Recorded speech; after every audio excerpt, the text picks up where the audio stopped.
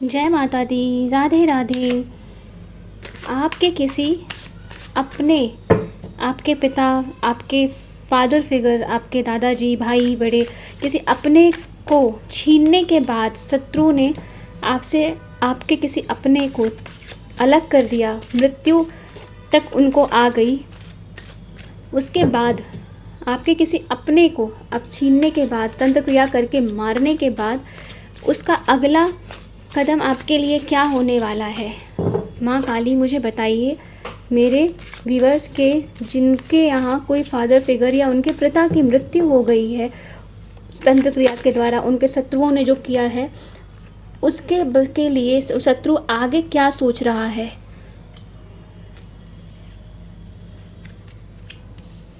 शत्रुओं का अगला कदम क्या होने वाला है? शत्रु क्या चाल चलने वाला है? मेरे व्यूअर्स को आगे कौन सी हानि देने के लिए ये तंत्र क्रिया दोबारा उन पर प्रयोग करने वाला है? ऐसा क्या करने वाला है वो, जिससे कि मेरे व्यूअर्स को इतना बड़ा लॉस दे के भी उसे संतुष्टि नहीं मिली है, शांति नहीं मिली है, और वो फिर कुछ प्रयास कर रहा है? वो बार बार ऐसा काम कर क्यों रहा है?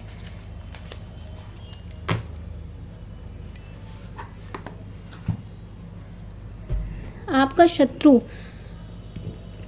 आपकी इंटेंसिटी को पहचानता है। वो जानता है कि आप कितने पावरफुल हो, आप कितने दिव्य हो, आपकी सोच कैसी है, आप दूसरों के लिए काम करने वाले हो, आप किस तरह के व्यक्ति हो, और आपको तोड़ना चाहता है। वो आप पर कंट्रोल करना चाहता है। उसका पूरा इंटेंशन आपके ऊपर अपना नियंत्रण स्थापित करना है, आपकी शक्तियों पर आप अपना अधिकार जमाना है। कहते हैं ना, जब हम किसी के साथ होते हैं, उस पर प्रेम या उस पर अधिकार होता है, या कोई हमारे अंडर में होता है, तो उसके पास जो भी चीज़ें होती हैं, उसके घर की या किसी भी चीज़ पे हम उसे अपना अधिकार, अकारण ही हमारा अधिकार हो ना हो, लेकिन कुछ लोग होते हैं उस पर अपना अधिकार दिखाना लगते हैं कि ये मेरा ही अधिकार है। तो शत्रु आपका जानता है कि अगर उसने आप पर अधिकार कर लिया तो आपकी शक्तियों पर भी अधिकार कर लेगा। वो कदम कदम पे, हर एक मोमेंट पे आपको तंत्र क्रिया करके मुस्लिम तंत्र का प्रयोग कर रहा है, आपको गिराने के लिए, आपको अपने रास्ते से भटकाने के लिए। वो एक एक कदम, एक एक क्षण आपकी के ऊपर निगरानी रख रहा है, अपनी नज़रें गड़ाए बैठा है कि आप क्या कर रहे हो, आप कहाँ जा रहे हो, कहाँ आ रहे हो, या कैसा आपका क्या है, आप क्या सोच रहे हो, किस चीज़ के बारे में लेके आप आगे बढ़ने का प्रयास कर रहे हो। आप अपनी यात्रा, आध्यात्मिक यात्रा, या अपने आप को फाइनेंशियली, जो अभी तक आप फाइनेंशियली भी टूट चुके हो पूरी तरह से, बहुत मेहनत, बहुत पैसे और बहुत चीज़ें आपने, अपने इमोशंस, अपनी ऊर्जा जो आपने अपने पिता, फादर फिगर को बचाने के लिए लगाई थी, वो सब कुछ उसको लग रहा था कि ख़त्म हो चुका है, आप पूरी तरह से खाली हो चुके हो, कुछ भी नहीं बचा। लेकिन फिर भी आपको वो उस समय स्ट्रॉन्ग देख के, आपको खड़ा हुआ देखकर, ईश्वर के प्रति आपका विश्वास देखकर, आप कितनी मेहनत कर रहे हो, ये उस पर नज़र रख रहा है कि आप कहीं फिर से खड़े ना हो जाओ। आप उसको पता है कि आप एक सन की तरह हो, आप अगर कुछ सोच लोगे तो उसे हासिल करोगे। इसलिए वो आप रास्तों को मुश्किल बनाने के लिए मुस्लिम तंत्र का प्रयोग कर रहा है। कहीं ना कहीं वो जिन जिन्नात, इन सब चीज़ों का उपयोग कर रहा है। कुछ कुछ जगह पे वो खबीस शैतान का भी प्रयोग कर रहा है। कुछ कुछ मेल के लिए भी, कुछ वो मेल भी हो सकते हैं, मेल की कैटेगरी में जो आते हैं, और फीमेल की भी। कहीं किसी किसी को तो गंदे सपने आना, उनके साथ कुछ गंदा होना सपने में, तो वो भी चीज़ें फील हो रही हैं। तो ये आपके शत्रु का ही काम है। वो हर मिनट, एक एक मोमेंट पर आपके ऊपर नज़र गड़ाए बैठा है कि आप क्या कर रहे हो, आप कैसे आगे बढ़ रहे हो, आप कैसे इतने अंडरस्टैंडिंग हो, आप कैसे, आप इतना, आपके ऊपर बंधन लगाया उसने, आपकी शक्तियों को बंधन लगाया हुआ है उसने, और बार बार लगा रहा है, लेकिन फिर भी कैसे आप अपनी दिव्य शक्तियों से मैसेज पा जाते हो, और कैसे निकल जाते हो, कैसे उड़ने का प्रयास कर रहे हो, कैसे अपने आप को उड़ान देने का प्रयास कर रहे हो, कैसे देवदूत आपको मैसेज पहुंचा दे रहे हैं। तो वो बार बार आपको इसीलिए आप उनसे डिस्कनेक्ट कर रहा है। आप उसे पता है कि आप एक क्रिएटर हो, आप एक नई ऊर्जा का निर्माण कर सकते हो। आप अगर अपनी ऊर्जा में, अपनी एनर्जी में फिर से आ गए, तो आप अपनी पावर में फिर से आ गए, तो आपको रोकना मुश्किल है। इसीलिए वो सपने में गंदे ड्रीम या किसी आपके एक्स जो आपकी लाइफ से चले गए हैं या आपके लिए सही नहीं थे, माँ काली ने आपको उनकी लाइफ से अलग कर दिया है, डिटैच कर दिया है, बार बार उन्हें लाने का प्रयास कर रहा है। वो मेल फीमेल कोई किसी के लिए भी हो सकती है, तो कुछ भी हो सकता है। वो बार बार करके आपको ऐसे गंदे प्रयास करके वो आपको गिराना चाहता है। वो नहीं चाहता कि आप इससे बाहर निकलें। वो चाहता है कि आप हमेशा दुख में डूबे रहें, शोक में डूबे रहें, आप हमेशा चिंता में डूबे रहें, आपके पास कुछ भी ना हो, आप चारों तरफ से नेगेटिविटी में डूबे रहें, आप बस अपने माइंड के थॉट्स, नेगेटिव थॉट्स में डूबे रहें, आप अपने लिए कुछ पॉजिटिव सोच ही ना पाएँ। इसलिए वो बार बार ऐसे करके आपको परेशान करना चाहता है। किसी किसी को तो सपने में अजगर या सांप कुछ ऐसे, या किसी किसी को तो पक्षी भी दिखाई दे रहे होंगे, कुछ लोगों को बिल्लियाँ भी दिखाई दे रही हैं। उनको कभी कभी फील होता होगा कि वो उनकी बॉडी बहुत स्टक है, वो जकड़े हुए हैं। किसी किसी के पैरों में दर्द हो रहा होगा, दर्द होता होगा लेफ़्ट साइड में, या लेफ़्ट बॉडी में कहीं कहीं पर दर्द होगा। कभी कभी पैरों में बहुत जलन, हाथों में जलन, सर में दर्द होता होगा। तो ये भी आपके शत्रु की ही चाल है, आपको बीमार रखने की, आपकी ग्रोथ ना होने देने की, और पूरी तरह से आपको इस एनर्जी में डालने की कि आप अकेला फील करो, अकेले हो जाओ, कोई आपका साथ ना दे, और आप पूरी तरह से नेगेटिविटी में भर जाओ, नेगेटिव हो जाओ, जिससे कि खुद ही आप गिव अप कर दो सारी चीज़ों से।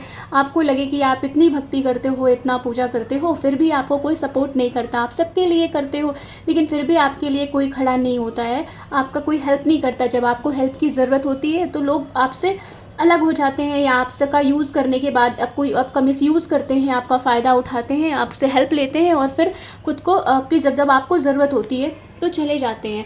तो आपको इन सारी नेगेटिविटी में डालने के लिए उसने इतना बड़ा प्रयास किया कि आपके अपने को आपसे छीन लिया। उसने देखा कि आप फिर भी नहीं टूट रहे हो, तो उसने हर कदम पर आपको पे नज़र रखना शुरू कर दिया कि ऐसा कौन है जो आपको हर कदम पे संभाल रहा है। आप चलने में सक्षम नहीं हो, कुछ आपको उसने हर तरफ से तोड़ के ऐसी एनर्जी में भी डाल दिया है, फिर भी आप कैसे एक अलग सी एनर्जी में, कैसी एक दिव्यता में, कैसी आप ऐसी एनर्जी में उसको वो आपकी ऐसी एनर्जी देख पा रहा है। तो कैसे आप ऐसी एनर्जी में बैठे हुए हो? सब कुछ ख़त्म करने के बाद तो इंसान ख़त्म हो जाता है, या वो खुद ही सुसाइड कर लेता है, या ऐसी स्थिति में चला जाता है कि बस उसे कुछ समझ ही नहीं आता। लेकिन आपके शत्रु आपको ऐसी इस एनर्जी में देख के परेशान हो रहे हैं, वो हर तरह के नेगेटिव प्रयोग कर रहे हैं आपको तोड़ने के लिए। आइए देखते हैं कि माँ आपको क्या गाइडेंस दे रही हैं, कि आपको इससे बचने के लिए क्या करना है, शत्रु के प्रहार को तोड़ने के लिए क्या करना है। माँ काली मेरे व्यूवर्स को बताइए कि उन्हें शत्रु के द्वारा किए गए इस प्रहार को रोकने के लिए क्या करना है।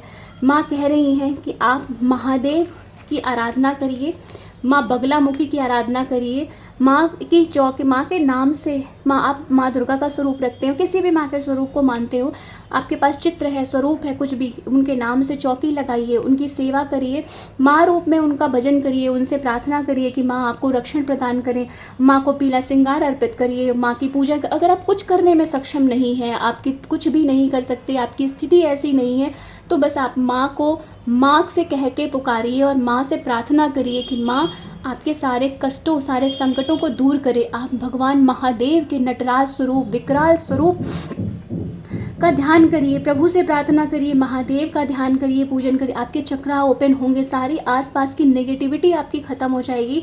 महादेव का तो तांडव और तीसरी आँख जब खुलती है तो उनसे तो कोई भी बच नहीं पाता। तो प्रभु का तो ये स्वरूप ही दुष्टों के संहार के लिए है, और उन्होंने धारण ही इसी किया था। तो कभी वो उनका जो नृत्य है वो कहीं पर तो सृजन के लिए होता है, और कहीं पर रक्षा करने के बाद विनाश के लिए भी होता है। तो आप तो अपने रक्षा के लिए अपने बाबा, अपने पिता को बुला रहे हो, उन्हें पिता कह के संबोधित करिए, उनसे प्रार्थना करिए कि हे पिता परमेश्वर महादेव, आप हमारी रक्षा करें। अब तक हमने अपने पिता को खोया है, अब आप ही हमारे पिता हैं और हमारा संरक्षण करें। महादेव आपको अवश्य संरक्षण प्रदान करेंगे।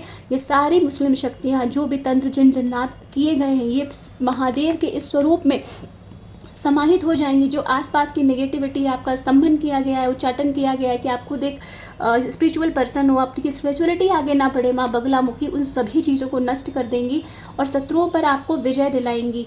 तो आप माँ की शरण में जाइए, बाबा की शरण में जाइए, आप जिस स्वरूप को भगवान के मानते हैं उनकी शरण लीजिए, अपने ईष्ट की शरण लीजिए और उनसे प्रार्थना करिए। तो अब तक जो आपका लॉस हुआ है, अब वो तो कोई वापस नहीं कर सकता, क्योंकि कहीं ना कहीं आप उन चीज़ों को पहले से जानते थे कि आपके साथ कुछ ऐसी चीज़ें हो रही हैं, भविष्य में घटित होंगी।